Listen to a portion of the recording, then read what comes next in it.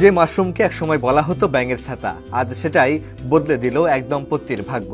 বান্দরবানের পাহাড়ে বাড়ির পাশে মাশরুম চাষ করে এখন মাসে লাখ টাকা আয় করছেন জয়সাগর বড়ুয়া ও শিলু বড়ুয়া। সংসারের অভাব ঘোচাতে এই স্বপ্নযাত্রার শুরু। এখন তা বদলে দিয়েছে তার চারপাশও। জয়সাগর বড়ুয়া পেশায় একজন পল্লী চিকিৎসক। মানুষের বাড়ি বাড়ি গিয়ে চিকিৎসা সেবা দেন। আর তার স্ত্রী শিলু বড়ুয়া একজন গৃহিণী। সংসারের ভার দুজনে মিলে টানলেও তাতে হচ্ছিল না সংসার চালানো। আমি একজন ফার্মাসিস্ট, দীর্ঘদিন ধরে মানব সেবায় নিয়োজিত আছি। এই তো আমার স্বামী তো ডাক্তারি করতো, শুধু ডাক্তার দিয়ে চলতাম। এখন এটা হলো বাড়তি একটা। সন্তানদের পড়ালেখা, বাবার চিকিৎসা, সংসারের খরচ সবকিছু মিলিয়ে যেন অভাবী নিত্যসঙ্গী হয়ে দাঁড়ায়। তখনই তারা সিদ্ধান্ত নেন নতুন কিছু করার। এই মানব সেবা করতে করতে হঠাৎ করে একদিন ফেসবুকে মাশরুম সম্পর্কে জানতে পারলাম।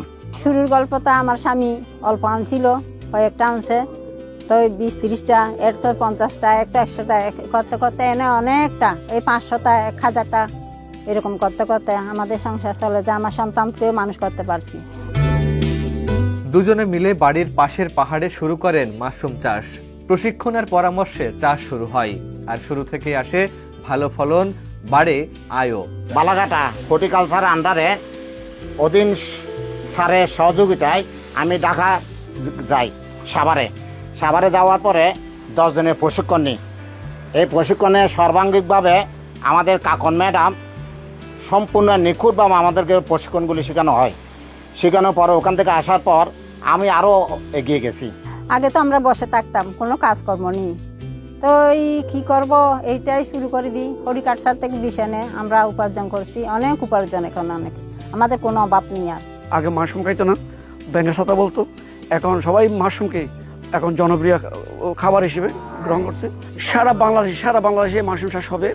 এই মাশরুম চাষ তো বেকার লোকের জন্য না, শুধু আমি চাকরি করি, আমার জন্য মাশরুম চাষ করা যাবে। যারা ব্যবসা বাণিজ্য করে তারাও মাশরুম চাষ করতে পারবে, আর যারা স্কুল টিচার তারাও মাশরুম চাষ করতে হবে। মাশরুম চাষের জন্য কোনো আলাদা শ্রমিক লাগে না।